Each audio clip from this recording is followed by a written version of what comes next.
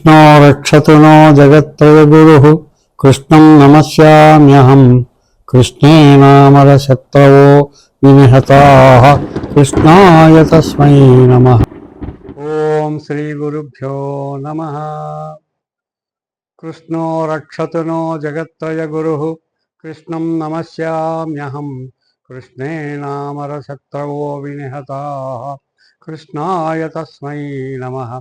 कृष्णात् एव समुत्थितं जगदिदं कृष्णस्य दासोऽस्म्यहं। कृष्णे तिष्ठति विश्वमेतदखिलं हे कृष्ण संरक्ष माम्। वसुदेवसुतं देवं कंसचाणूरमर्दनं देवकी परमानन्दं कृष्णं वन्दे जगद्गुरुम्। ఓం శ్రీ గురుభ్యో నమ. ప్రియ భగవద్బంధువులారా, మనము భగవద్గీతలో పంచమోధ్యాయాన్ని మనము చర్చించుకున్నాము, అభ్యసించాము. అందులో కొన్ని ముఖ్యమైన విషయాలు ఒక్కసారి తలుచుకొని షష్ఠోధ్యాయానికి మనము ముందడుగు వేద్దాం. పంచమోధ్యాయం అంటే కర్మ సన్యాస యోగములో కర్మయోగము, సన్యాసయోగము ఈ రెండింటిని గురించినటువంటి అనేక సందేహాలు కృష్ణుడు అర్జునుడికి నివృత్తి చేసి, నువ్వు ఏ యోగాన్ని అభ్యసించు, కానీ కర్మయోగం అన్నిటికంటే ప్రశస్తమైనది. ఎందుకంటే నువ్వు ఒక సంఘములో నివసిస్తున్నావు కాబట్టి అన్నిటినీ పరిత్యజించి వెళ్ళేవానికంటే నీకు బాధ్యతలు ఎక్కువే, నియమాలు ఎక్కువే. ఆ నియమాలు పాటించడం వల్ల కర్మయోగత్వం అనేది శ్రేష్టమైనది అని తెలుసుకో అని చెప్పి, దానికి ఒక విధమైనటువంటి రుజువుగా జ్ఞేయస్య నిత్య సన్యాసి యోనద్వేష్టి నకాంక్షతి. జ్ఞేయస్య నిత్య సన్యాసి, నిజమైనటువంటి సన్యాసి, నిత్య సన్యాస భావనలో ఉన్నటువంటి వాడు, కర్మయోగంలో ఉన్న గృహస్థైనా కూడా యో నద్వేష్టి నకాంక్షతి, ఎవరిని ద్వేషించడు, దేనిని ద్వేషించడు, దేనిని కాంక్షించడు, ఆశించడు, కర్మఫలము పైకి తన మనస్సుని పోనివ్వడు. నిర్ద్వంద్వో హి మహాబాహో, ఓ మహాబాహో, నిర్ద్వంద్వమైనటువంటి ఒకానొక తటస్థ స్థితిని అతడు పొందుతాడు. ఏమిటని నిర్ద్వంద్వము? రాగ ద్వేషాలు, రాగానికి అతీతం, ద్వేషానికి అతీతంగా ఉంటాడు. సుఖం బంధాత్ ప్రముచ్యతే, కాబట్టి సుఖానికి బంధుడైపోడు అని చెప్తూ, చాలామంది మూర్ఖత్వంలో ఏమనుకుంటారంటే అన్నీ పరమాత్మ మీదకి చూసేస్తారు, పాపపుణ్యాలన్నీ. ఈ సందర్భంలో ఈ విషయాన్ని చాలా స్ఫుటీకరించి బోధించాడు. ఏంటంటే, నాదత్తే కస్యచిత్ పాపం నచైవ సుకృతం విభు అజ్ఞేన ఆవృతం జ్ఞాన తేన ముహ్యంతి జంతవః. నా అదత్తే కస్యచిత్ జ్ఞానం, నా అదత్తే కస్యచిత్ పాపం. అదత్తే, దత్తము అంటే తీసుకొనుట, అదత్తము అంటే గ్రహించకుండా ఉండుట, తీసుకోకుండా ఉండడం. మీ యొక్క పాపాలని నేను తీసుకోను. I'm not responsible for your sin and I'm also not responsible for any good result of all this or anything divinity you follow, because I'm beyond all these things. వీటన్నిటికీ అతీతంగా ఉంటాను. నాదత్తే కస్యచిత్ పాపం నచైవ సుకృతం విభు, నీ సుకృతానికి కూడా నేను బాధ్యుడు కాదయా. అజ్ఞానేన ఆవృతం జ్ఞానం తేన ముహ్యంతి జంతవః. ఈ జీవరాశులన్నీ కూడా అజ్ఞానంలో మునిగి కొట్టులాడిపోతూ, మునకలైపోతూ, వీటిలో వాటి చేసేటటువంటి పనులకి భగవంతుణ్ణి బాధ్యునిగా చేస్తారు. అది తప్పు. నేను మీకు బుద్ధి అనేటటువంటి ఒక మహాప్రసాదాన్ని ఇచ్చాను. ఆ ప్రసాదాన్ని ఉపయోగించుకుని మంచి చెడు మీరు చేసి అనుభవించండి. ఆ స్వాతంత్రము, ఇండిపెండెన్స్, ఆ హక్కు మీకు నేను ఇచ్చాను అని నిర్ద్వంద్వంగా, నిష్పక్షపాతంగా చెప్పినటువంటి ఈ కర్మ సన్యాస యోగాన్ని మనం అభ్యసించాం. ఇప్పుడు మనము షష్ఠోధ్యాయము, 6వ అధ్యాయంలో ప్రవేశిస్తున్నాం. ఈ షష్ఠోధ్యాయము ఆత్మ సంయమ యోగము అంటారు. ఆత్మ సంయమ యోగము. ఆత్మని నియమములో ఉంచుకొనుట, ఆత్మకు మాత్రమే లొంగి ఉండుట, మిగిలినటువంటి ఇంద్రియాలు కోరికలు వీటికి కాకుండా ఆత్మ అనేది అన్నిటికంటే గొప్పది అని తెలుసుకొని ఉండుట. దీనికి మరొక పేరుంది ఆత్మ సంయమ యోగానికి, అంటే 6వ అధ్యాయానికి ధ్యాన యోగము అని కూడా ఉంది. ఇందులో ధ్యానానికి ఒక రకమైనటువంటి ప్రాశస్త్యం ఇచ్చి కృష్ణ భగవానుడు అర్జునుడికి బోధించాడు. శ్రీ భగవానువాచ అనాశ్రిత కర్మఫలం కార్యం కర్మ కరోతి యః స సన్యాసీ చ యోగీ చ న నిరగ్నిర్న చాక్రియః. అనాశ్రిత కర్మఫలం కార్యం కర్మ కరోతి యః. యః ఎవరైతే కర్మఫలం అనాశ్రిత్య, కర్మ యొక్క ఫలాన్ని, the result of our effort, దీన్ని ఆశ్రయించి ఉండకూడదు. We are expected to do our duty 100% justifiably, న్యాయంగా ధర్మానుసారంగా మన పని మనం చేయాలి. ఫలితం గురించి ఆలోచించే హక్కు మనకి లేదు. అనాశ్రిత కర్మఫలం కార్యం కర్మ కరోతి. ఎవరైతే ఈ విధంగా నేను చెప్పిన విధంగా కర్మయోగులుగా పనిచేస్తారో స సన్యాసీచ, ఆయనే నిజమైన సన్యాసి. సత్ ప్లస్ న్యాసము కలిగ. యోగీచ, అతనే యోగి. కాబట్టి ఒక గృహస్థుగా ఉంటూ, ఒక ఉద్యోగిగా ఉంటూ, ఒక వ్యాపారిగా ఉంటూ నువ్వు యోగిగా కూడా ఉండగలవు. ఎంత సెల్ఫ్ కాన్ఫిడెన్స్, ఆత్మవిశ్వాసాన్ని మనకి ప్రసాదించాడో కృష్ణ పరమాత్మ. నిజంగా గ్రేట్ అన్నమాట. చాలా మహోత్తమైనటువంటి ఉపదేశము. మనము ఏ స్టేజ్లో ఉన్నా కూడా మనము యోగుల వలె ఉండవచ్చు, కానీ ప్రయత్నం చెయ్యాలి. Effort should be done. ఎంత ప్రయత్నం చేస్తే అంత విజయం. ఇది ఈ విధంగా బోధిస్తూ యదా హి ఇంద్రియార్థేషు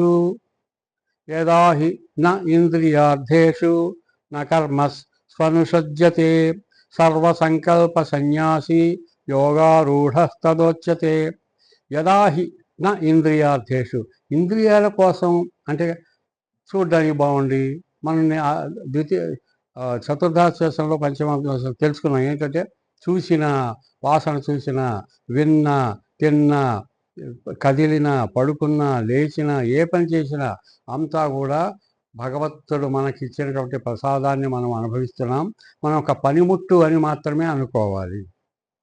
అహంకారం ఉండకూడదు, ఈగో అనేది ఉండకూడదు, ఏ రకమైనటువంటి కాముకత అనేది ఉండకూడదు అని చెప్పారు. అదే ఏమంటున్నారు, నా కర్మ స్వనుజజ్జతే. కాబట్టి కర్మ ఫలాన్ని ఆశించకుండా సర్వ సంకల్ప సన్యాసి, ఇది అండర్లైన్ చేసుకోవాలి. సర్వ సంకల్ప సన్యాసి. మనకి వేరే సంకల్పాలు వద్దు కర్మఫలం మీద. You're doing our duty. యోగారూఢస్తదోచ్యతే. ఈ విధంగా మనం ప్రాక్టీస్ చేసినట్లయితే, మనం ఈ విధంగా అభ్యసించినట్లయితే, మన రోజువారీ జీవితంలో ఈ విధమైనటువంటి ప్రవర్తన మనము చూపినట్లయితే మన జీవితము ఆనందకరంగా ఉంటుంది, ఇతరులకు ఆదర్శవంతంగా ఉంటుంది, నిజమైన యోగారూఢులము, యోగాన్ని అధిష్ఠించినటువంటి వాళ్ళం అవుతాము. యోగారూఢుడు అంటే యోగాన్ని కలిగినటువంటి వాడు, జయప్రదముగా యోగాన్ని పూర్తిగా నిర్వహించి ఒక రకమైనటువంటి విజయాన్ని పొందినటువంటి వాడు యోగారూఢుడు. యోగాన్ని తన యొక్క అదుపులో పెట్టుకున్నాడు అంటే నిజమైన యోగి అన్నమాట.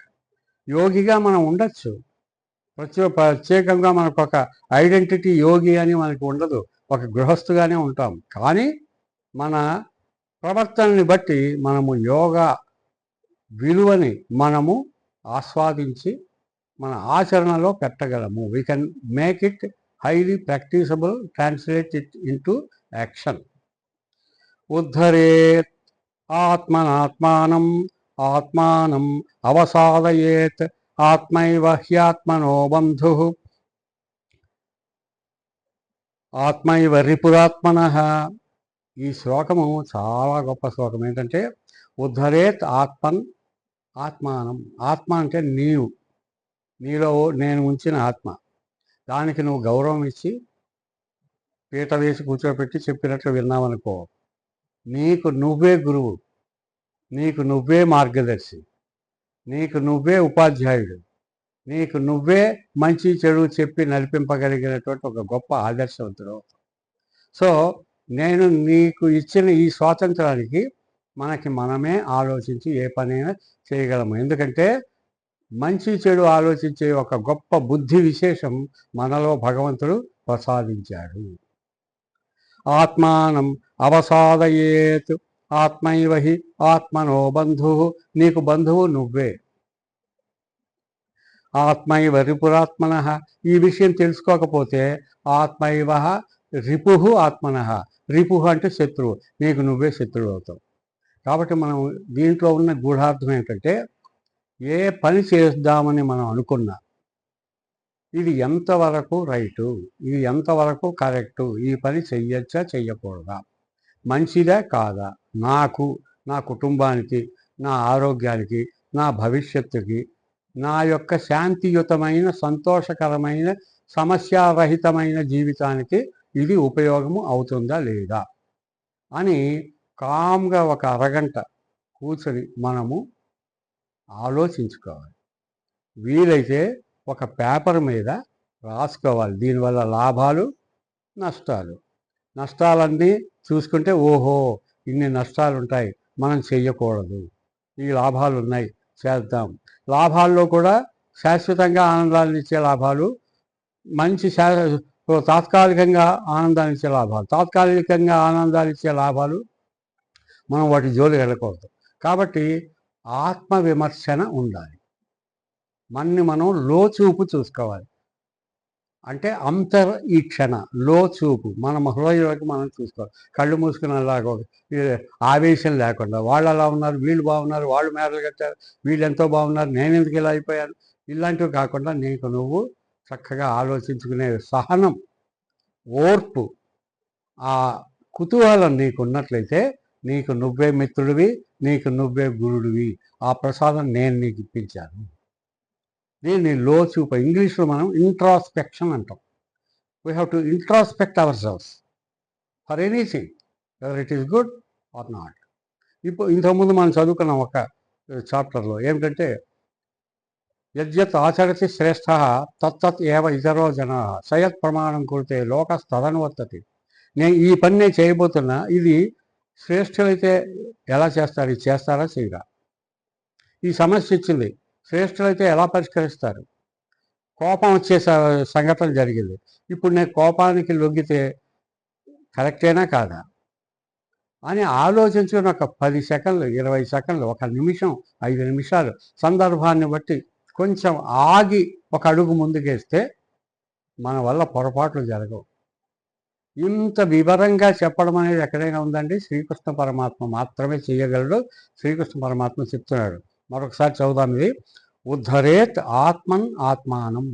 ఆత్మ అంటే నిన్ను నీవే ఉద్ధరించుకోవాలి. డోంట్ ఎక్స్పెక్ట్ అదర్స్, వాళ్ళెవరో ఏదో చేయాలి అదొద్దు, ఎవరిని శపించకు. ఆత్మానం అవసాదయేత్ ఆత్మైవ హి ఆత్మన బంధు. నీకు బంధు, your relative, your own relative.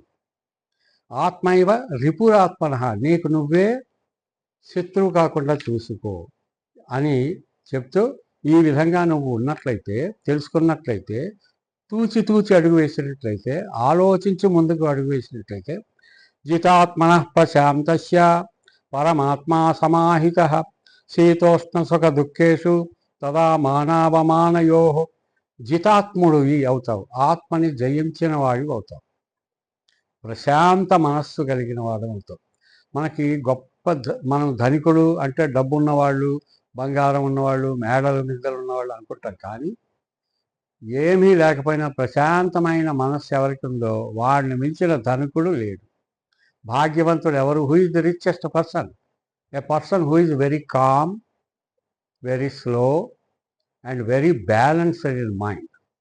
He is the richest person because he is not attracted to any social evils. వాడెవడో ఉన్నాడు, వీడెవడో, ఇది తాత్కాలికంగా ఆనందం ఇస్తోంది, ఈ తాగుడు, ఈ స్మోకింగ్. ప్రశాంతంగా ఆలోచించి న్యాయాన్ని మాత్రమే ఆచరించేవాడు. పరమాత్మ సమాహిత, అతనిలో పరమాత్మ యొక్క లక్షణాలన్నీ సమాహితమై ఉంటాయి.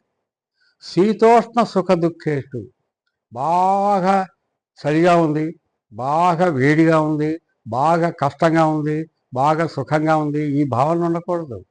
ఇవన్నీ భగవత్ప్రసాదితములే. వీటన్నిటిని సమానంగా చూడగలగాలి. శీతోష్ణాల్లో సమానంగా ఉండగలగాలి. ఇవన్నీ ప్రకృతి సహజ లక్షణాలు. వేసవికాలం ఎండ ప్రకృతి సహజం, వానాకాలంలో నీరు ప్రకృతి సహజం, చలికాలంలో చలి ప్రకృతి సహజం. అలాగే మానవుడికి కష్టాలు సుఖాలు ప్రకృతి సహజం. అనుకున్న పని అవ్వదు, సహజం. నేర్చుకుందాం, ఇంకో అడుగు ముందేసి ఇంకా బాగా ఉండడానికి ట్రై చేద్దాం. మనకున్నటువంటి ఆయుష్ని సరి అయిన పద్ధతిలో మనము అనుభవించి చక్కగా జీవితాన్ని నడుపుతాం. ఈ రకమైనటువంటి ప్రశాంత చిత్తం, దీన్ని ట్రాంక్విలిటీ అంటాం ఇంగ్లీష్లో. ట్రాంక్విల్ అంటే ప్రశాంతంగా శాంతంగా ఉండడం, అది tranquillity. Slow and steady wins the race. కంగారుగా ఏ పని మనం సక్సెస్ఫుల్గా చేయడం. అదే స్లోగా చేసామనుకోండి, చక్కగా ఆలోచించి చేసామనుకోండి, అనుకున్న పనులు అవుతాయి. ఇంగ్లీష్లో సామెత slow and steady, STEADY, slow and steady. Steady అంటే శ్రద్ధ. స్లోగా శ్రద్ధగా చేసేవాడు he wins the race, he will be successful. అందుకని ఇంతకుముందు మనం ఒక అధ్యాయంలో చదువుకున్నాం. మాన అవమాన యోతుల్య తుల్యో మిత్రాదిపక్షయో సర్వారంభ పరిత్యాగి గుణాతీత సముచ్యతే. మానాన్ని అవమానాన్ని సమానంగా తీసుకోవాలి. ఎవరో మనని విమర్శించారు, డోంట్ టేక్ ఇట్ సీరియస్లీ. ఎవరో మనని పొగిడారు, ఆకాశాన్ని అంటిపోయి ఆనందించుకో. మాన అవమానయో తుల్య. చుట్టూ జనాలు ఉన్నారు, కొంతమంది కష్టపెడతారు రకరకాల, అది నిజమో కావచ్చు, అబద్ధం కావచ్చు, మనకి పట్టించుకోదు. తుల్యో మిత్ర హరిపక్షే, వీడు నా శత్రువు అనుకోకూడదు, వీడు నా మిత్రువు అని అనుకో. అందరూ మిత్రులే. మిత్రులని ప్రత్యేకంగా ఎవరి మీద నుదుటి మీద రాసి ఉండదు, మనం భావించుకోవడంలో ఉంటుంది. మనం మిత్రుడిగా చూస్తే మిత్రుడు అవుతాడు, శత్రువు అనుకుంటే శత్రువు అవుతాడు. మన చూపులోనే ఉంది మిత్రత్వం, శత్రుత్వం. మన చూపులోనే ఉంది మానము, అవమానము. ఇవి ఉన్నటువంటి వాడు తథా ఈ రకమైనటువంటి అవమానాన్ని జయించినటువంటి వాడు ఎవరైతే ఉంటారో వాడు నిజమైన ప్రశాంత చిత్తంతో ఉంటాడు. ఈ రకమైనటువంటి ప్రశాంత చిత్తంతో జీవితాన్ని నువ్వు గడపవలసింది అని చెబుతూ, జ్ఞాన విజ్ఞాన తృప్తాత్మ కూటస్థో విజితేంద్రియ యుక్త ఇత్యుచ్యతే యోగి సమలోష్టాస్మకాంచన. పాపం కృష్ణుడు ఎంత మన మీద ప్రేమ ఉన్నవాడంటే, ఒక తల్లికి పిల్లల మీద ఉన్న ప్రేమ, తండ్రికి పిల్లల మీద ఉన్న ప్రేమ, ఒక గురువుకి శిష్యుల మీద ఉన్న ప్రేమ, అలాగా ఇంకా ఉదాహరణ ఇచ్చి చెప్తున్నారండి. జ్ఞాన విజ్ఞాన తృప్తాత్మ, ఈ రకమైనటువంటి జ్ఞానాన్ని సంపాదించి, విశేషమైన జ్ఞానంతో సంపాదించి తృప్తి అనేటటువంటి పొందినవాడు ఎవరైతే ఉంటాడో, కూటస్థో విజితేంద్రియ, వాడు ఇంద్రియాలని జయించిన వాడు అవుతాడు. ఇంద్రియాలకి ప్రాముఖ్యత ఇవ్వడు, ఇంద్రియాలని తన పనిముట్లలాగా వాడుకుంటాడు, అంతేగాని వాటికి లొంగిపోడు. యుక్త ఇచ్చుచ్యతే యోగి, అటువంటి వాడే యోగి అని చెప్పబడతాడు. చెప్పబడ్డానికి యుక్తుడవుతాడు అంటే క్వాలిఫైడ్, అర్హుడవుతాడు. ఎటువంటి వాడు? మళ్ళీ ఒక ఉదాహరణ, సమ లోష్టాస్మ కాంచన. సమ లోష్ట అస్మ కాంచన. లోష్టము అంటే మట్టి, అశ్మము అంటే రాయి, శిల, కాంచన అంటే బంగారం. సమ లోష్ట అశ్మ కాంచన. మట్టిని, రాయిని, బంగారాన్ని ఒకలాగే చూడగలిగినటువంటి వాడు అవుతాడు. అంటే మట్టి అని తెలుసు, మట్టికి బంగారానికి ఎక్కువ విలువ, మట్టికి తక్కువ ఇవ్వడు. మట్టి ఏం సామాన్యమా? ఆ మట్టి కదా మన శరీరం అంతా ఉన్నది, ఆ మట్టి మీదేగా మనం పుట్టాం. భూలోకం అంటే అదేగా, అదేం సామాన్యం కదా, మహామహితత్వమైనది. అశ్మం అంటే రాయి, సామాన్యమా? అవి లేనిదే మనకి వర్షాలు వస్తాయా? అవి లేనిదే మనకి ఈ వాతావరణం అంతా ఇంత చక్కగా ఉంటుందా? వాటి వల్ల ఎంత ఎంత విజ్ఞాన శాస్త్రం అంతా రంగరించి భగవంతుడు మనకి ఆ మట్టిని, లోష్టాన్ని, అశ్మాన్ని మనకిచ్చాడు. బంగారము మనకి గనుల్లో దొరికేటువంటి బంగారానికి ఎక్కువ విలువ ఇస్తాం. దాని విలువ దానికి ఇద్దాం, అది విలువైందే. కానీ ఇది ఎక్కువ విలువ, అది తక్కువ విలువ అంటే దేని విలువ దానిది, దేని గొప్పతనం దానిది.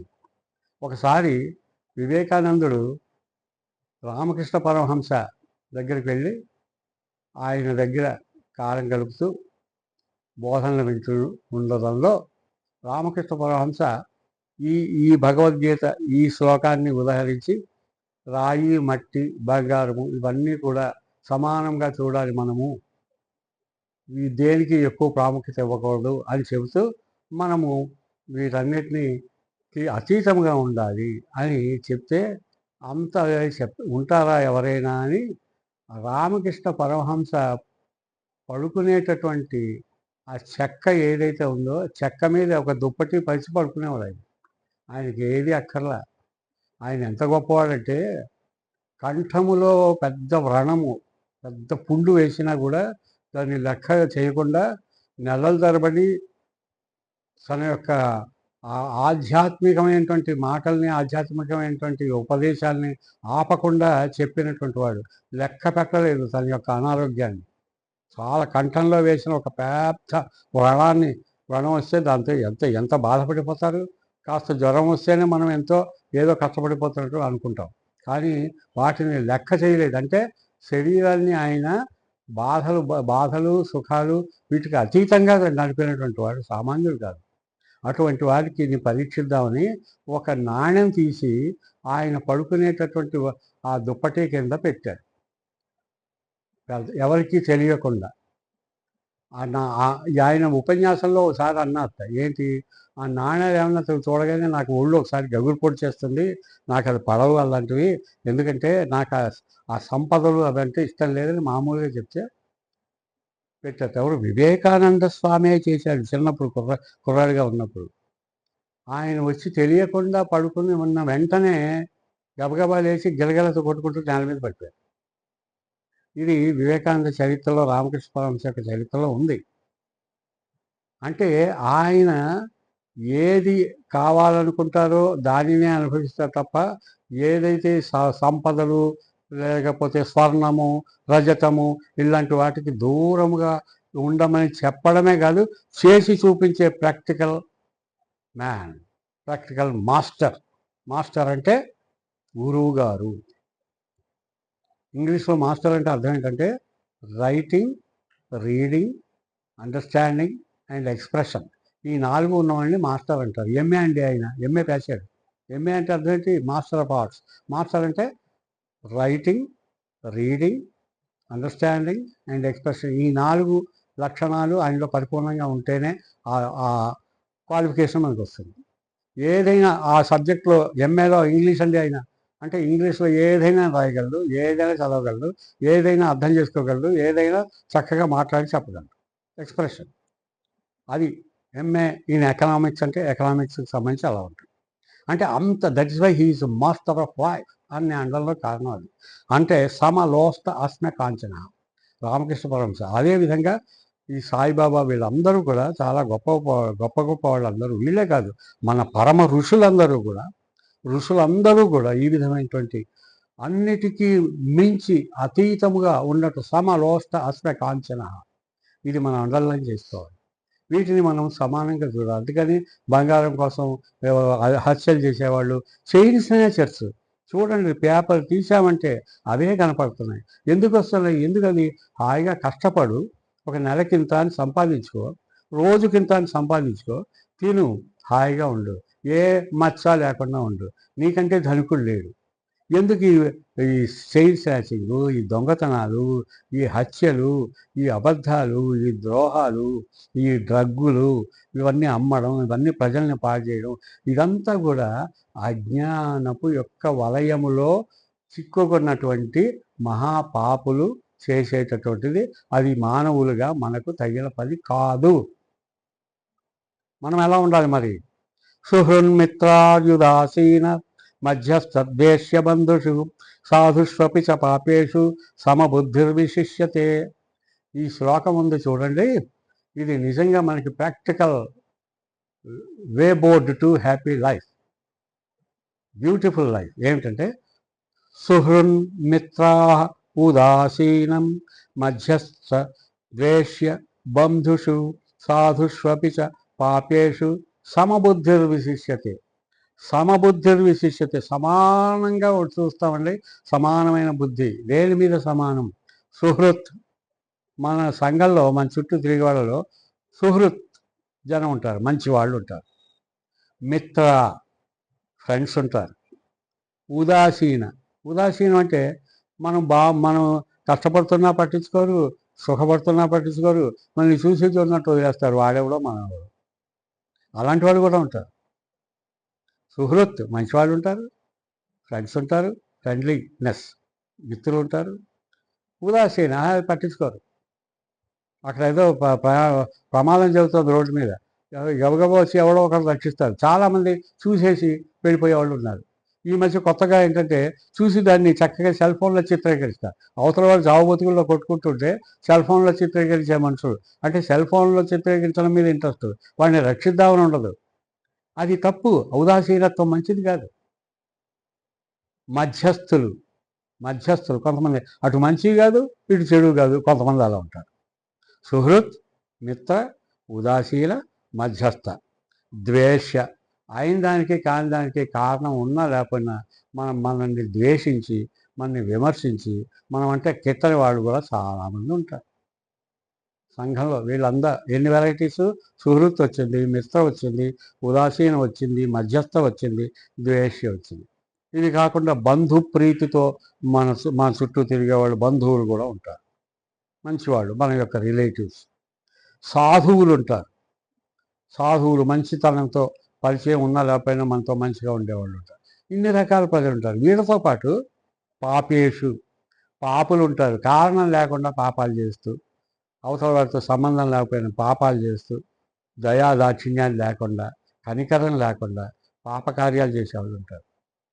సుహృన్, మిత్ర, ఉదాసీన, మధ్యస్థ, ద్వేష్య, బంధుషు, సాధుషపి చ పాపేషు. వీళ్ళందరితో మనము 9 వెరైటీస్ చెప్పారు ఇక్కడ. ఈ 9 మంది రకాలైనటువంటి మనస్తత్వము కలిగినటువంటి ఈ మనుషులందరి మధ్య మనం తిరుగుతున్నాం. ఇవాళ మన జీవితాన్ని గడుపుతున్నాం. వీళ్ళతో మనం ఎలా ఉండాలి? సమబుద్ధిర్విశిష్యతే, సమానంగా వీళ్ళందరితో సమానంగా ఉండాలి. రామానుజాచార్యుల వారు మహా గొప్ప నిజంగా వేదాంతి. శంకరాచార్యుల వారు ఎంత గ్రేటో ఆయన తర్వాత వచ్చిన వాళ్ళలో రామానుజాచార్యులు. మొన్న మనం చెప్పుకున్నాం, రామానుజాచార్యులు నువ్వు నరకానికి వెళ్ళిపోతావు ఈ మంత్రాన్ని ఇతరులకు బోధిస్తే అని అన్నా కూడా లెక్క చేయకుండా, నేను ఒక్కడిని నరకానికి వెళ్ళినా ఏం పర్వాలేదు, కొన్ని వేలాది మందికి నేను అష్టోక్షరి మహామంత్రాన్ని బోధించాను, ఓం నమో నారాయణాయ అని చెప్తే గురువు గారే ఆయనకి శిష్యుడైపోయే పరిస్థితి తెచ్చుకున్నటువంటి మహోత్తమమైనటువంటి శ్రీ రామానుజాచార్యులు వారు. ఆయన అటువంటి వాడు నీ చూసి శ్రీరంగపట్నంలో అక్కడ చాలామంది మహాపండితులు ఉన్నారు, విద్వాంసులు ఉన్నారు. వాళ్ళలో ఒక విద్వాంసుడికి ఈర్ష్య కలిగింది, ఒక పండితుడికి ఈర్ష్య కలిగింది. రామానుజాచార్య వారిని అందరూ ఎంతో చాలా గొప్పవాడు, ఉత్తముడు, మంచి గురువు గారని పూజిస్తారు. ఆయన చుట్టూ చాలామంది తిరుగుతారు. ఆయన ఏం చెప్తే అది వింటారు. ఏమిటి నేను నా దగ్గరికి రాలేంటే, ఈయన అహంభావి, ఈయన కోపిష్టి, ఈయన దగ్గర చాలా దుర్గుణాలు ఉన్నాయి, కానీ నా దగ్గరికి రాలేంటి, నాతో ఎవరు బాగా ఉండేమిటి అని ఎప్పుడు రామానుజాచార్యుని విమర్శిస్తూ కోపంగా చూస్తూ ఉండేవారు. ఒకరోజు ఆ శ్రీరంగనాథుని యొక్క దర్శనానికని వెళ్ళిన వాళ్ళలో క్యూ సిస్టంలో రామానుజాచార్య వారి నుంచొని నమస్కారం చేసుకుంటున్నారు, ప్రార్థిస్తున్నారు. ఆయన వెనకే ఉన్నాడు ఆయన్ని ద్వేషించేటట్టే మరొక ఆయన. కోపంగా చూస్తున్నాడు, ఈయన ముందున్నాడే, నా ముందు పడిపోయాడేనా అని అనుకుంటూ చూస్తున్నాడు. ఆ సమయంలో రామానుజాచార్యులు వారు ఆయనకి ఎవరు ఏం పట్టలేదు, మామూలుగా భక్తితో నుంచుని, ఓ శ్రీరంగనాథ, నా అంత మూర్ఖుడు లేడు, నా అంత బద్ధకస్తుడు లేడు, నన్ను దయచూడు తండ్రి అని ఆయన విన్నవించుకుంటున్నారు కళ్ళు మూసుకుని నమస్కారం పెట్టి. నా అంత సోమరిపోత లేడు, నా అంత దురదృష్టవంతుడు లేడు, నా అంత పాపి లేడు అని మనం అలాగే అనుకుంటాం కదా పరమాత్మ దగ్గర. నేను మహాపాపిని, నన్ను క్షమించని ప్రార్థిస్తారు భక్తులు. అలాగే అంటుంటే వెనకతలు ఎందుకు నుంచుని ఆయన నా అంత పాపి లేడు అనగానే అవును అన్నాడు వెనకాల. అంటే సర్టిఫై చేశారనమాట. ఈయనకి ఇష్టం, సంతోషం. ఆయన నా అంత పాపి లేడు, అవును అంటే అరవంలో తమిళంలో ఆమ అంటే అవునని అర్థం. నా అంత మూర్ఖుడు లేడు ఆమా, నా అంత దుష్టుడు లేడు ఆమా, నా అంత సోమరిపోతలేడు ఆమా అని అంటుంటే రామానుజాచార్యుల వారి చెవిలో పడుతున్నాయి, ఆమా ఆమా అంటున్నారు. ఈయన నమస్కారం అన్నీ చేసుకున్నాక బయటికి వచ్చారు. ఆయన కూడా నమస్కారం చేసుకుని వచ్చారు. వచ్చిన తర్వాత వెంటనే రామానుజాచార్యుల వారు ఎవరైతే ఆమ అన్నారో ఆయన కాళ్ళ మీద పడి సాష్టాంగ ప్రణామం, సాష్టాంగ నమస్కారం చేశారు. అంటే మొత్తం శరీరం అంతా శిరస 8వ అంగములు నేలని తాకేలాగా పడుకుని ఆయనకి కాళ్ళకి నమస్కరించారు. మహాభక్తుడిలాగా. శిష్యుడు కూడా అంత గొప్పగా నమస్కారం చేయడు. ఏమిటేమిటి ఇలా నమస్కారం చేస్తున్నాను, ఏమిటండి, ఇన్నాళ్ళు నేను దేవుణ్ణి ప్రార్థించానండి, కానీ నాకు ఇది కరెక్ట్ అని సర్టిఫై చేసి రికమెండ్ చేసిన వాళ్ళు ఎవరు దొరకలేదు. ఇప్పుడు నేను దేవుణ్ణి ప్రార్థిస్తుంటే నేను మంచివాడిని కాదు అని అని మీరు సర్టిఫై చేశారు. నేను చెప్పినవన్నీ సర్టిఫై చేశారు. దాంతో దేవుడు నిజంగా ఓహో, ఎవరైనా రికమెండేషన్ లెటర్ రాస్తే ఉద్యోగం వచ్చినట్టు మీరు చేసిన రికమెండేషన్ వల్ల మీ సర్టిఫికేషన్ వల్ల నాకు నిజంగా భగవంతుడు అనుగ్రహం కలుగుతుందని సంతృప్తి నాకు కలిగిందండి అని నిగర్వంగా చెప్పుకొని, నిజంగానే నమ్మి నిజంగా నిగర్వంగా చెప్పుకొని ఆనందాశ్రువులతో కళ్ళ నిండా నీళ్లతో నమస్కారం చేసి ఆయనకి శిష్యుడి వల్లే నమస్కారం చేశారు. శత్రువుని అంత గొప్పగా చూడడం అనేది ఎంత మహోత్తములు చేయగలరు. ఈయనేమో విరోధ భావంతో, శత్రుత్వ భావంతో, కంపారిటివ్గా ఈర్ష్య అసూయలతో చేసినటువంటి పనిని ఆయన ఎంత చక్కగా పాజిటివ్గా తీసుకుని మాన అవమానయో తుల్యో మిత్రారి పక్షయో అనేటటువంటి శ్రీకృష్ణ పరమాత్మ మనకు అనుగ్రహించిన సూత్రం ఏదైతే ఉందో దాన్ని మించి ఆయన పాదాల మీద పడి నమస్కారం చేశారంటే కానీ ఆ క్షణంలో ఆయన మారిపోయాడు. అయ్యో, నా అంత మూర్ఖుడు లేడు, ఇంత గొప్ప మహాత్ముడు కాబట్టే అనేక మంది, వందలాది మంది, వేలాది మంది ఆయన్ని ఆశ్రయించారు, శిష్యరికం చేశారు, ఆయన అందరూ గౌరవిస్తున్నారు. ఈ రోజు నుంచి ఆయన నాకు గురువు అని రామానుజాచార్యని ఆశ్రయించుకుని ఉన్నాడు. ఆయన ఎందుకు వచ్చింది రామానుజాచార్య అంత గొప్ప గుర్తింపు అంటే మాన అవమానములకు తుల్యుడు, సుహృత్, మిత్ర, ఉదాసీన, మధ్యస్థ, ద్వేష్య, బంధుషు, సాధుష్వపి, పాపేషు సమబుద్ధి కలిగిన వాడు ఆయన. అది అంటే weather it is practically correct practicable అవునా అంటే ఇగో రామానుజాచార్యుల వాళ్ళే బెస్ట్ ఎగ్జాంపుల్. మరి ఈయన శ్రీ రామకృష్ణ పరమహంసే బెస్ట్ ఎగ్జాంపుల్. అన్నిటికీ అతీతంగా ఉండాలి. ఆ విధంగా మహాత్ములందరి యొక్క ఉదాహరణ తీసుకుని మనం ఉండాలి. ఇవి మనకి రావాలంటే ఏం చేయాలి? ఏకాకీయత చిత్తాత్మ నిరాశీర పరిగ్రహ. ఎవరి దగ్గర నుంచి ఏమీ ఆశించద్దు. వీలైనంత వరకు జనం మధ్య ఉన్న మానసికంగా ఒంటరిగా ఉండు, మనస్సుని సంతోషంగా పెట్టుకో. శుచౌ దేశే ప్రతిష్యాప్య స్థిరమానసమాత్మన నాత్యుచ్చితం నాతినీచం శైలాజన కుశోత్తరం. నువ్వు ప్రాక్టికల్గా ఏం చేయాలి అన్న దానికి కూడా ఈయన ప్రాక్టికల్గా చెప్తున్నారు. శుచౌ దేశే ప్రతిష్టాప్య. నీకు ప్రాక్టీస్ కావాలంటే మనస్సుని ప్రశాంతంగా పెట్టుకోవాలి. మనస్సులో రాగద్వేషాలు ఉండకూడదు, ద్వంద్వాలకు అతీతంగా ఉండాలి అని అనుకున్నప్పుడు నువ్వేం చేయాలంటే ఒక చక్కటి పరిశుభ్రమైన ప్రదేశంలో శుచౌ దేశే, శుచి కలిగినప్పుడు శుభ్రమైన ప్రదేశం తయారు చేసుకొని అంటే ఊడ్చుకొని ఒక చక్కటి శుభ్రమైన ప్రదేశంలో ప్రతిష్టాప్య నువ్వు అక్కడ కూర్చో. ఎలా కూర్చుంటావు? స్థిరం ఆత్మన, స్థిరం ఆసనం ఆత్మ, ఒక చక్కటి పద్మాసనం వేసి కూర్చో. స్థిరమైన ఆసనం మీద కూర్చో ప్రత్యక్ష. ఏ ఆసనం ఎలా కూర్చోవాలి? నాచ్యుత్సృతం. ఉచ్ఛ్రితం అంటే మరీ ఎత్తుగా వద్దు, మరీ లోతుగా వద్దు. నాతి నీచం, మరీ కిందకు కాదు, అలాగా మధ్యలో. అంటే మరీ నేల మీద కూర్చోవద్దు, మరీ ఎత్తుగా స్టూలో లేదా కూర్చేసి కూర్చోవద్దు, అలా కాదు. అంటే ఓపిక లేనివాడు కూర్చోవచ్చు.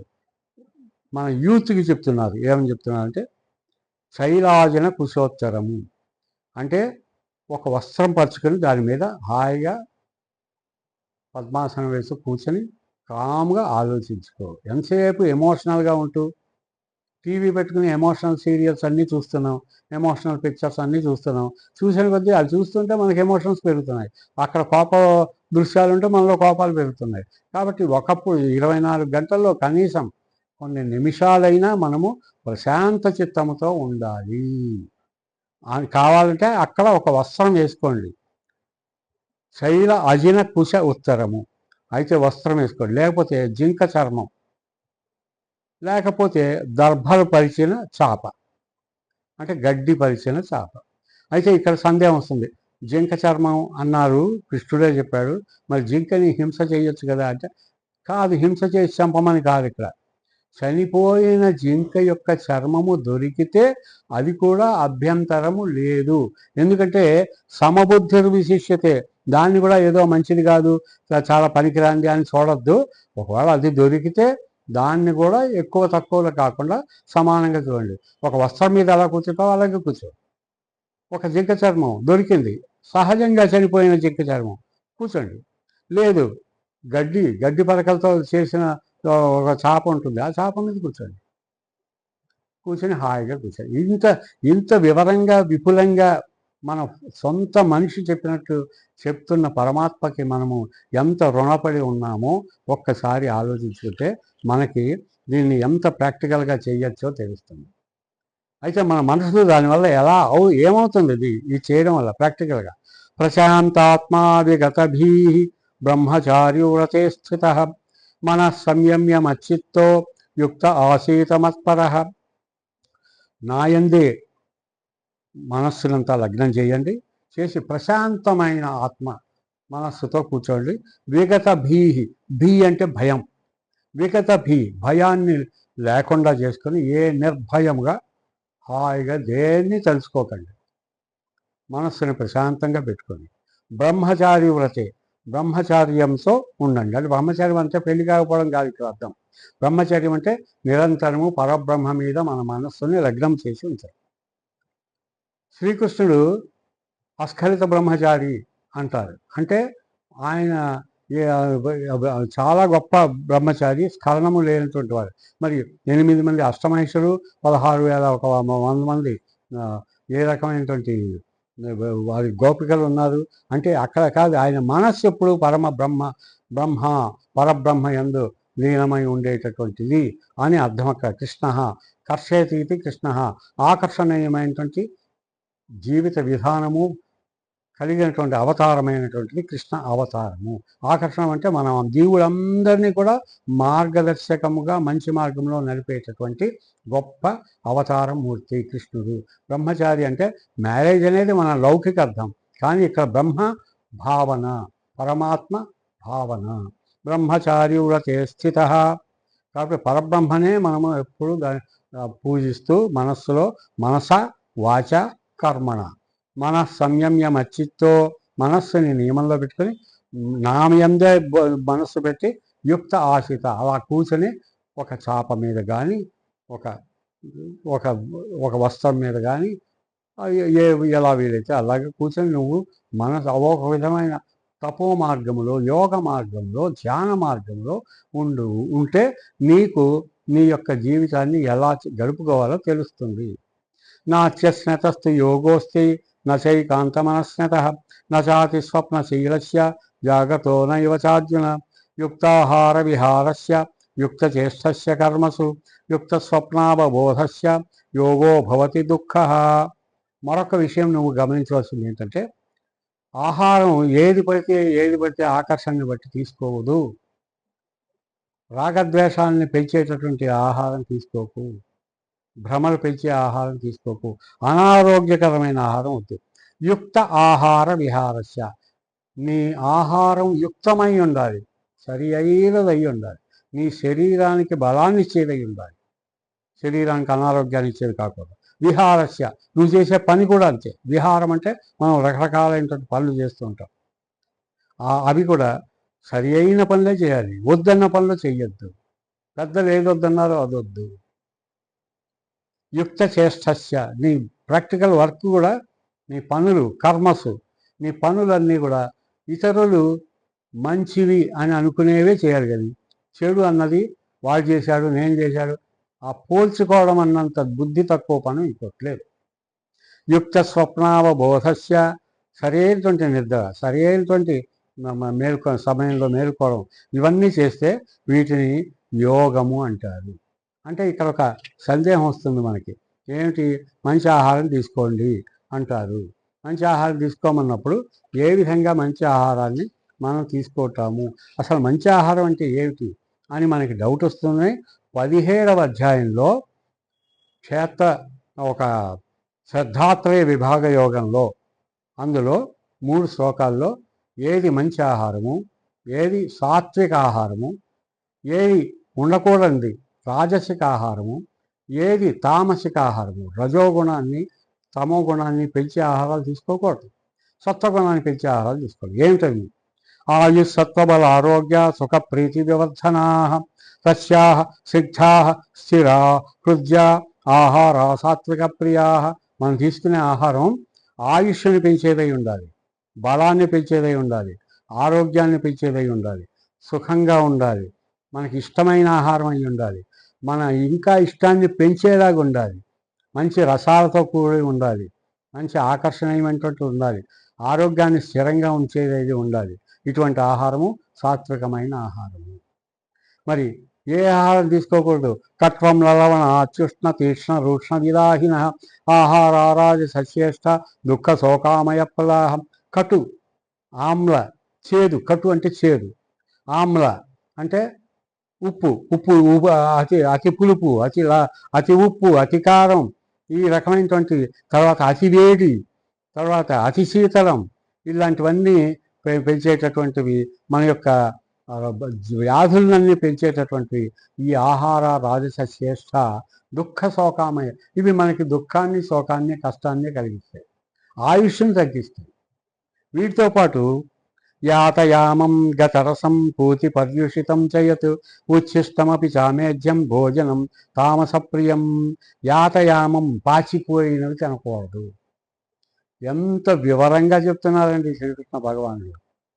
ఇది చదువుకోవడం మన అదృష్టం. పాచిపోయిన పదార్థాలు మన లోభత్వానికి పోయి పారేయలేక తినకూడదు, మత్తు కలిగించేవి తినకూడదు, తాగకూడదు.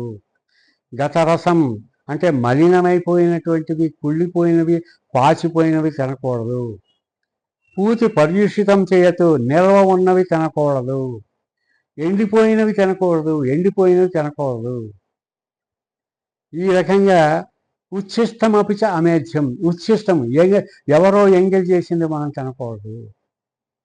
అమేధ్యము అంటే పవిత్రం కానివి తినకూడదు. యాతయామం గతరసం పూతి పర్యుషితం చేయతు ఉచ్ఛిష్టమపిచ అమేధ్యం భోజనం తామసప్రియం. ఇవి తింటే తామసలు, తమో గుణ ప్రధానం. ఇందాక రజోగుణ ప్రధానం కాకుండా సత్వగుణ ప్రధానమైనటువంటివి తినాలి అని మనకి 17వ అధ్యాయంలో 3 శ్లోకాలు చెప్పారు. ఈ సందర్భం ఇప్పుడు మనం ఎందుకు అనుకున్నామంటే, ఇప్పుడు మనం యుక్తాహార విహారస్య యుక్త చేష్టస్య కర్మసు, యుక్తమైన ఆహారం తీసుకోవాలి అంటే వివరాలన్నీ అక్కడ చెప్పారు కాబట్టి వాటిని మనం తలుచుకున్నాం. ఇక్కడ సరి అయిన సాత్విక ఆహారమే తీసుకో, ప్రశాంతంగా ఒక చోట కూర్చుని స్లోగా ఆలోచించు, చక్కగా ఊపిరి తీసుకో, క్రమశిక్షణతో ఉండు. ఈ విధంగా ఉంటే నువ్వు యోగి అవుతావు. ఇలా ఉంటే నువ్వే యోగివి, ఎవరో వేరే గొప్పవాళ్ళనే కాదు. నువ్వు కాషాయ వస్త్రాలు వేసుకుని ఎక్కడికో వెళ్ళాల్సిన అవసరం లేదు.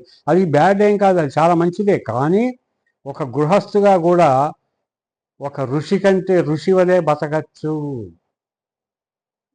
సన్యాసం యోగమును సాధించవచ్చు అని చెప్తాను. యథా దీపో నివాతస్థో నేంగతే సోపమా స్మృత యోగిన యత చిత్తస్య యుంజతో యోగమాత్మనః యథా దీప నివాతస్థ నేంగతే సోపమా స్మృత. మనం ఎలా ఉండాలంటే మన మనస్సు బ్రహ్మాండమైన ఎగ్జాంపుల్ ఇచ్చారు, ఉదాహరణ. యథా దీపో నివాతస్థ న ఇంగతే సోషమా స్మృత. గాలి లేని చోట దీపము ఎలా నిలకడగా వెలుగుతూ ఉంటుందో, నీవు కూడా నీ చుట్టూ భ్రమలు లేని చోట నువ్వు చక్కగా నిలకడగా ఉంటావు ఈ పని చేస్తే. గాలి లేని చోట నిలకడగా దీపం ఎలా ఉంటావు? ఫ్యాన్ కింద గాలి పెడితే, దీపం పెడితే వెంటనే ఆగిపోతుంది. గాలి లేని చోట ఎంత నిలకడగా ఉంటుంది, స్థిరముగా ఉంటుంది. నువ్వు కూడా అలాగే ఉంటుంది. యోగిన యత చిత్తస్య. కాబట్టి యోగులైన వాళ్ళు అలా ఉంటారు. ఆ యోగత్వం నీలో ఉంటుంది, నువ్వు చేయగలుగుతావు. నీకు ఆ శక్తి ఉంది. నిలకడగా ఆలోచించు. నిలకడగా ఎప్పుడు కూడా శాశ్వత తత్వానికి నువ్వు ఆలోచించగలిగి ఉండాలి. స్లోగా ఉండాలి. ఆలోచన ఆవేశభరితంగా ఉండకూడదు అని చెప్తూ ఏమంటున్నా అంటే శనై శనై ఉపరమేత్ బుద్ధ్యా ధృతిగృహీతయా ఆత్మసంస్థం మనః కృత్వా నకించిదపి చింతయేత్. శనై శనై ఉపరమేత్. శనై, శని అంటే స్లో, శనిగ్రహం అంటాం మనం. శనిగ్రహం అని దానికి ఎందుకు పేరు వచ్చింది అంటే అది మిగిలిన గ్రహాల్లాగా స్పీడ్గా తన చుట్టూ తను తిరగదు. సూర్యుని చుట్టూ తిరిగేటప్పుడు కూడా స్లోగా మెల్లగా తిరుగుతుంది. శని అంటే మెల్లగా, శనిగ్రహము అంటే మెల్లగా పరిభ్రమించే ఒక గ్రహము అని అర్థం. అదేదో పేరు పెట్టి వీళ్ళ శనిలా దాపించారు అంటారు, కానీ శని అనేది ఆ గ్రహానికి పేరు పెట్టారు ఎందుకంటే మెల్లిగా పరిభ్రమిస్తుంది కాబట్టి.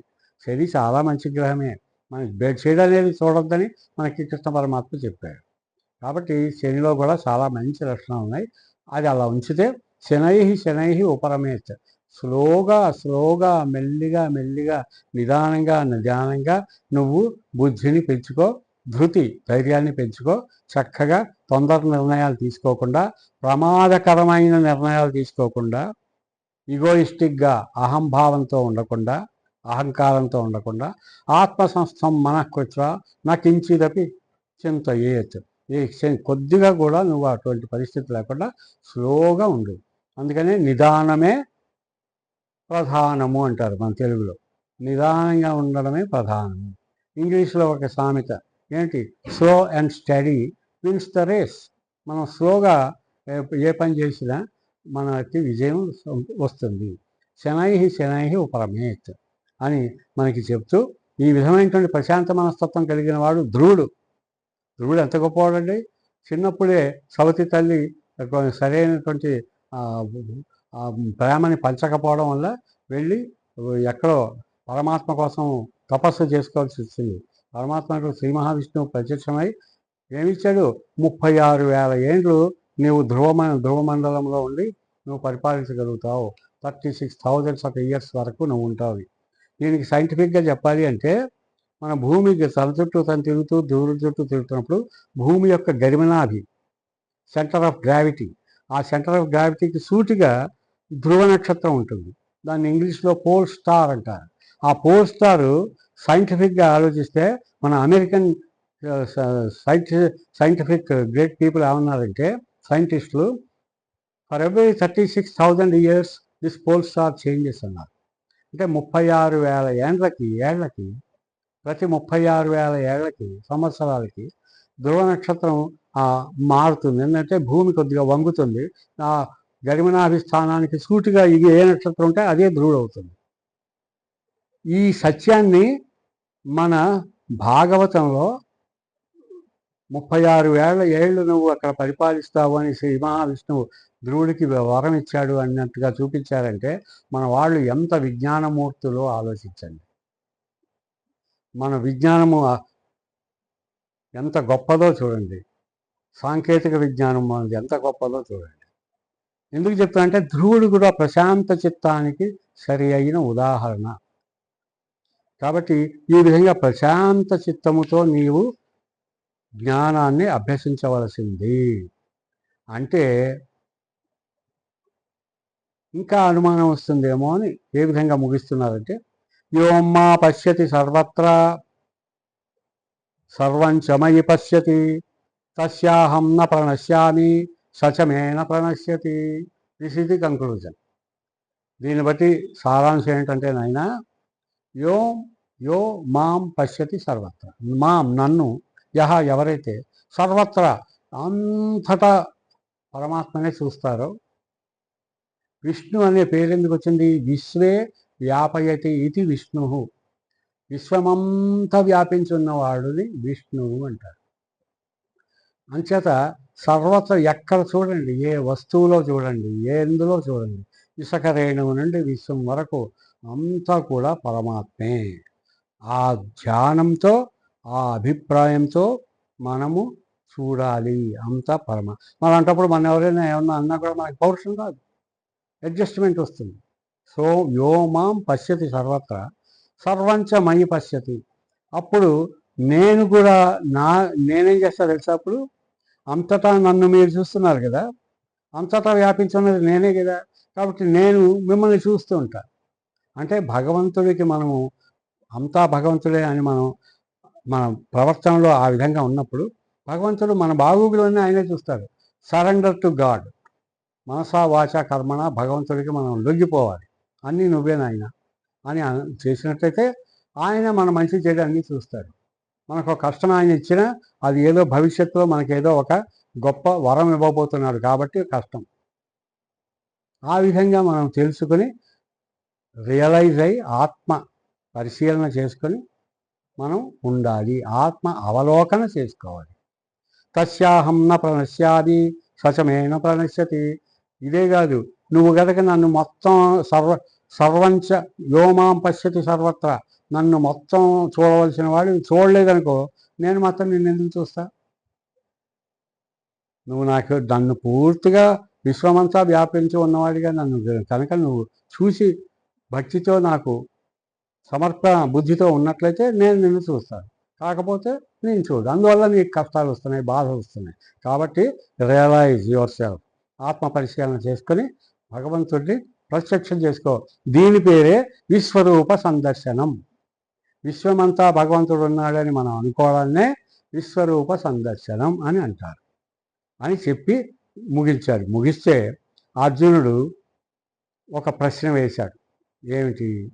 చంచలం హి మనః కృష్ణ ప్రమాధి బలవదృఢం తస్యాహం నిగ్రహం మన్యే వాయోరివ సుదుష్కరం. కృష్ణ, నువ్వు ఎంతైనా చెప్పు, మా మనస్సు మనిషిది చంచలమయ్యా. ఒక పద్ధతి లేదు, ఒక పద్ధతిగా ఉండదు. కాసేపిల్ల కాసేపు ఇది కాసేపు అలా ఊగులాడుతూ ఉంటుంది. ప్రమాధిం బలవదృఢం తస్యాహం నిగ్రహం మన్యే వాయోరివదు సుదుష్కరం. కాబట్టి ఇది నాకు సరిపోయేలా లేదు. అందువల్ల నేను నిగ్రహం చేసుకోవాలంటే ఏం చెయ్యాలి, ఎలా అవుతుంది? శ్రీ భగవానువాచ ఏం చెప్తున్నారంటే, అశంశయం మహాబాహో మనో దుర్విఘ్నహం చలం. నిజమే నువ్వు చెప్పింది ఓ మహాబాహో, ఎంతో మహాబలవంతుడా, గొప్ప బాహువులు కలిగిన వాడా, నువ్వు చెప్పింది నిజమే, సంశయం లేదు. మనసు నిగ్రహం చేసుకోవడం కష్టం. కానీ ఎప్పుడైనా ఇతరులకు అర్థమయ్యేలా చెప్పాలి అంటే ముందు వాళ్ళు చెప్పింది ఓకే అనాలి. అని అప్పుడు మళ్ళీ మన మనసులో ఉన్నది కరెక్ట్గా చెప్తే వాడికి నాటుతుంది. అందుకని ముందు నువ్వు అన్నది రైటే అని అసలైన రహస్యం ఇక్కడ చెప్తున్నారు. అభ్యాసేన తు కౌంసేయ వైరాగ్యేణ చ గృహ్యతే. నువ్వు అన్నది మనస్సును చంచడమే, అది లొంగదు. కానీ అభ్యాసేన తు కౌంతేయ, తెల్లవారుజామున లేవాలి అంటాం, లేవం మన మనసు రావట్లేదు. కానీ ఒక్కరోజు లేచి కొంచెం ప్రాక్టీస్ చేసి 9ంటికి లేచేవాడు 8ంటికి లేచి, ఆ మర్నాడు 7ంటికి లేచి, ఆ మర్నాడు 6ంటికి లేచి, ఎప్పుడైనా ఒకసారి పొద్దున ఒకసారి లేచి అలా ప్రాక్టీస్ చేస్తే మెల్లిగా అనుకున్నది సాధించగలుగుతాడు. బాగా చదవాలి అంటారు. చదువు మొదలెట్టి కొంచెం చదువుతూ ఉంటే బాగానే ఉంటుంది. ఏదైనా సరే the more we do the more we gain. మనం చేసిన కొద్దీ ఫలితం మనకు వస్తుంది. అభ్యాసేనతో కౌంతేయ వైరాగ్యేణ చ గృహ్యతే. Practice makes everyone perfect. మనం పర్ఫెక్ట్ అవ్వాలి అంటే first we have to start practicing. అభ్యాసం మొదలవ్వాలి, ప్రాక్టీస్ చేయాలి. సైకిల్ వెంటనే వచ్చేస్తుందా? బైక్ నడపడం వచ్చేస్తుందా? కార్ డ్రైవ్ చేయడం వచ్చేస్తుందా కూర్చోగానే? మెల్లిగా ట్రైనింగ్ చేస్తూ ఉంటే చివరికి కార్ రేసులో గెలిచే వరకు వెళ్ళగలుగుతాం. So practice is a must. ఇది శ్రీకృష్ణ భగవానుడు మనకి ఇస్తున్నటువంటి దివ్యమైన ప్రబోధం.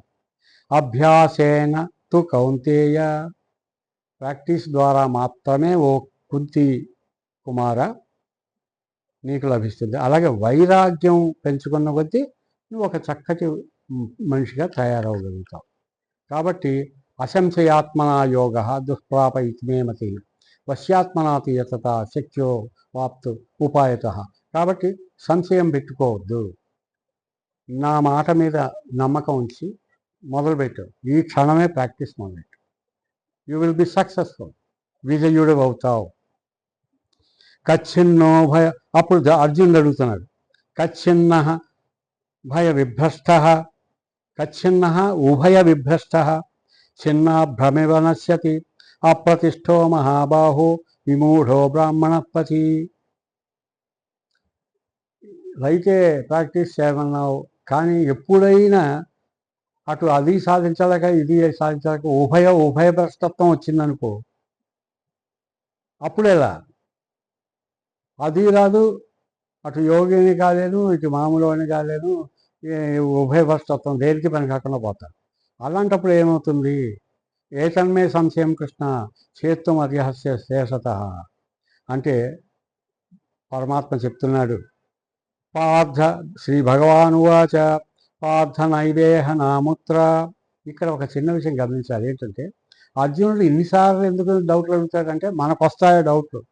ఈ డౌట్లు మనకు వస్తాయి కాబట్టి మన్ని కాంక్రీట్గా తయారు చేయడం కోసం ఆ పరమాత్మ చేస్తున్నటువంటి లీల.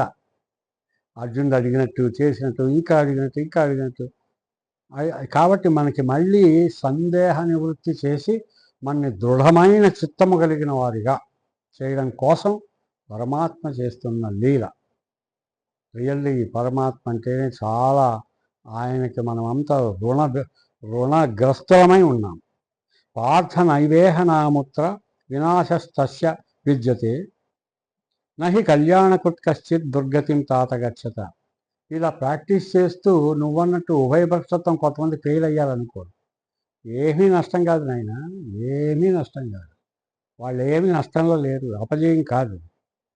ప్రాప్య పుణ్యకృతాం లోకాన్ ఉషిత్వాం శాశ్వతీ సమాహం శుచీనాం శ్రీమతాం గేహే యోగ భ్రష్టోభిజాయతే. ప్రాప్య పుణ్యకృతాం లోకాన్ ఉషిత్వా శాశ్వతీ సమాహం. ఇలా ప్రాక్టీస్ చేసి ఉంటావు కదా కొన్నాళ్ళు, చేసిన దానికి నీకు ఫలితం మంచి ఫలితం వస్తుంది.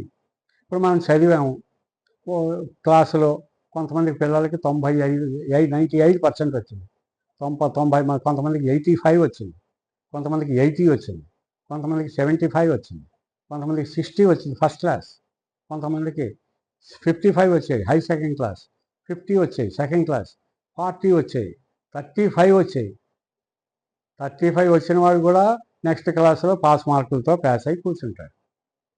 99.9 వచ్చి బ్రహ్మాండమైనటువంటి గ్రేడ్ వచ్చిన వాడు కూడా పై క్లాస్లో కూర్చుంటాడు. పై క్లాస్లో కూర్చోవడానికి 35% వచ్చిన వాడిని, పాస్ మార్క్ వచ్చిన వాడిని కూర్చోబెడుతున్నారా లేదా? అలాగే ఆ క్రెడిట్ అనేది, ఆ గుర్తింపు అనేది మనం చేసిన దానికి పూర్తిగా చేస్తేనే కాదు, కొంత చేసినా ఉంటుంది. ఇంతకంటే వివరంగా ఎవరు చెప్తారండి? కృష్ణుడికి నిజముగా మనము దాసోహం చేయాలి. కృషికి తగిన ఉత్తమ గతి లభిస్తుంది. ఓ అర్జున, నువ్వు పొరపాటు పడకు. ప్రాప్య పుణ్యకృతాం లోకాన్ శిత్వా శాశ్వతీ సమాహం శుచీనాం శ్రీమతాం గేహే. ఇలా చేసిన వాళ్ళు తర్వాత జన్మలో, ఈ క్లాసులు నెక్స్ట్ క్లాసుకి వెళ్ళిన వాళ్ళలాగా తర్వాత జన్మలో శ్రీమతాం గేహే యోగ భ్రష్ట శ్రీమంతులైనటువంటి వాళ్ళ ఇళ్లలో జన్మిస్తారు. శ్రీమంతులంటే ధనం ఉన్నటువంటి వాళ్ళని అర్థం చేసుకోవచ్చు, కానీ అసలైన అర్థం ఏంటంటే శ్రీమంతులంటే సర్వసంపదలకు సమానమైనటువంటి సంతృప్తి కలిగినటువంటి నిజమైన యోగ సిద్ధి కలిగినటువంటి వాళ్ళు, యోగ భ్రష్టులు కానీ యోగుల ఇళ్లలో జన్మిస్తారు వాళ్ళ పిల్లల్లాగా. కాబట్టి ఈ జన్మలో చేసిన మంచిది కనీసం ఇప్పుడు కాకపోతే నెక్స్ట్ జన్మలో అయినా అవుతుంది. మనకి నమ్మకం ఉన్నట్లయితే నమ్మచ్చు, లేదా కృషి చేసి ఈ జన్మలో చేసిన పనికి మాత్రం తగిన సత్ఫలితం ఉంటుంది. ఫలితం లేకుండా నిర్వీర్యం కాదు. చక్కగా చెప్పారు. పూర్యాభ్యాసేన తేనైన హ్రియతే హ్యవసోపి సహ జిజ్ఞాసురపి యోగస్య శబ్ద బ్రహ్మాతి వర్తతే. కాబట్టి పూర్వ అభ్యాసం వేస్ట్ అవ్వదు. The previous practice we have done in the past will not go waste. No, it's not obsolete. It will give you your benefit, good result. Jignasurapi yogasya శబ్ద బ్రహ్మాది వర్తతే. కాబట్టి తెలుసుకుందాం. జిజ్ఞాసువు తెలుసుకోవాలనుకున్న వాళ్ళందరూ కూడా చక్కగా జ్ఞానాన్ని సంపాదిస్తారు. ఇంకా ఉదాహరణ చెప్పాలి అంటే తపస్విభ్యోధికో యోగి జ్ఞానిభ్యోభిమతోధిక కర్మభ్యశ్చాధికో యోగి తస్మాత్ యోగి భవార్జున. తపస్విభ్యోధికో యోగి. కొంతమంది తపస్సు చేస్తామని వెళ్ళిపోతారండి. నిజంగా తపస్సు చేస్తారు, సంవత్సరాల తరబడి తపస్సు చేస్తారు, అడవుల్లో ఉంటారు. ఆ ఫలితం నీకు వస్తుంది.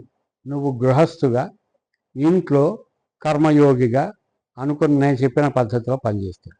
జ్ఞానిభ్యోభిమతోధిక. జ్ఞానులం అనుకుని అన్ని రకాలైనటువంటి పూజలు, అన్ని యోగాలు, జ్ఞానులు, యజ్ఞాలు, భోగాలు, హోమాలు అన్నీ చేసేవాళ్ళు అందరూ ఆ ఫలితం కూడా నీకు వస్తుంది. కర్మభ్యశ్చ అధికో యోగి తస్మాత్ యోగి భవార్జున. కాబట్టి నీ కర్మను నువ్వు చేయడం ద్వారా తపస్వి కంటే, జ్ఞాని కంటే, గొప్ప గొప్ప యోగులం అనుకునే వారి కంటే ఏమాత్రము తక్కువ కాదు, నీకు వస్తుంది. కావాల్సింది మాత్రం ఆత్మవిశ్వాసం కావాలి. నీకు కావాల్సింది సెల్ఫ్ కాన్ఫిడెన్స్. చేస్తున్న పని సరైనది. ఎందుకు సరైనది? ఇది భగవత్ సంబంధమైనది. ఈ జీవితం ఎవరిచ్చారండి? భగవంతుడు ఇచ్చాడు నాకు. ఇది మనం భగవంతుడు ఇచ్చిన, భగవంతుడి ప్రాపర్టీ. మళ్ళీ భగవంతుడికే మనం తిరిగి ఇవ్వాలి. ఏ మట్టిలోంచి వచ్చామో ఆ మట్టిలోకే వెళ్తున్నాం మనం. కాబట్టి ఆ భగవత్ ప్రాప్యమైనటువంటి ఈ జీవితాన్ని సరి అయిన యోగ విధానంగా నడుపుకోవాలి. యోగం అంటే ఏమిటి? కర్మయోగము. That means responsibility of A family man, an employee, an employer, a businessman, whatever is there, a person, a citizen in the society. అతనే కర్మయోగి. యోగినామపి సర్వేషాం మద్గతేన అంతరాత్మన శ్రద్ధావాన్ భజతే యో మాం సమే యుక్తతమో మతః. యోగినామపి సర్వేషాం మద్గతేన అంతరాత్మన. అందరిలో, యోగులతో సహా అందరిలో మద్గతైన అంతరాత్మలో నా మీద మాత్రమే మీరు ధ్యాస ఉంచి మొత్తం నాకు అప్పగించండి. ఆ రకమైనటువంటి శ్రద్ధ కలిగిన వాడు శ్రద్ధావాన్ భజతే యహ. ఎవరైతే ఆ విధంగా శ్రద్ధగా నన్ను భజిస్తారో, ఇక్కడ భజించడం అంటే మనం కూర్చుని భజన చేయడమే కాదు, మనం భజన చేయాలి, స్తోత్రాలు చదవాలి, గుడికి వెళ్ళాలి, అన్నీ చేసుకుంటాం మన కానీ మనం చేసే పనిలో న్యాయము, ధర్మము, ఆశ లేకుండుట, నిర్బంధము, ఇవన్నీ కూడా సంఘాసక్తి లేకుండా ఉండుట, ఇవన్నీ కూడా భక్తిలో భాగాలే. అటువంటి వాడు సమే యుక్త తమో మత. ఆ రకమైనటువంటి యుక్తమైనటువంటి యుక్త తముడు అవుతాడు. అన్నీ కలిగిన వాడు అవుతాడు. అతడే నిజమైన శ్రద్ధ కలిగిన వాడు అవుతాడు. నాకు ఇష్టుడవుతాడు. నన్ను నా దగ్గరికి సన్నిధానమునకు చేరినవాడు అవుతాడు. ఏ ఇంటి నుంచి మనం ప్రాణం వచ్చిందో, మన ఆత్మ వచ్చిందో, ఆ ఇంటికి సంతోషంగా మనం తిరిగి చేరాలి. ఏ భగవంతుడు మన ఇక్కడికి పంపించాడో తిరిగి మళ్ళీ మన ఇంటికి, ఆ భగవంతుడి దగ్గరికి చేరాలి. అంటే ఈ ప్రయాణంలో ఏ రకమైనటువంటి ఆకర్షణలకు లొంగకుండా చక్కగా మనము అన్ని రకములైనటువంటి ఆకర్షణలకు దూరముగా ఉంటూ గుణాతీతులమై ఉండాలి అని మనకి చెప్పదు. గుణాతీతులం అంటే సత్వ రజ తమో గుణములకు అతీతముగా అందకుండా మన జీవితాన్ని గడపాలి అని మనకి ఈ ఆత్మ సంయమ యోగము, ధ్యాన యోగములో 6వ అధ్యాయములో శ్రీకృష్ణ పరమాత్మ మన జీవితమును ఒక చక్కని పద్ధతిలో నడుపుటకు, ఒక దైనందిక జీవితంలో ఆచరింపదగిన మహాసత్యాన్ని మనకి తెలిపారు. ఎంతో ఆప్యాయంగా, ఎంతో శ్రేయోదాయకముగా తెలిపినటువంటి పరమాత్మకు కృతజ్ఞతలు సమర్పిద్దాం. ఓం శ్రీ గురుభ్యో నమః. శ్రీకృష్ణ పరమాత్మనే నమః. ఓం తత్సదితి శ్రీమద్భగవద్గీతాసు ఉపనిషత్సు బ్రహ్మ విద్యాయాం యోగశాస్త్రే శ్రీకృష్ణార్జున సంవాదే ఆత్మ సంయమ యోగో నామ 6వ అధ్యాయః.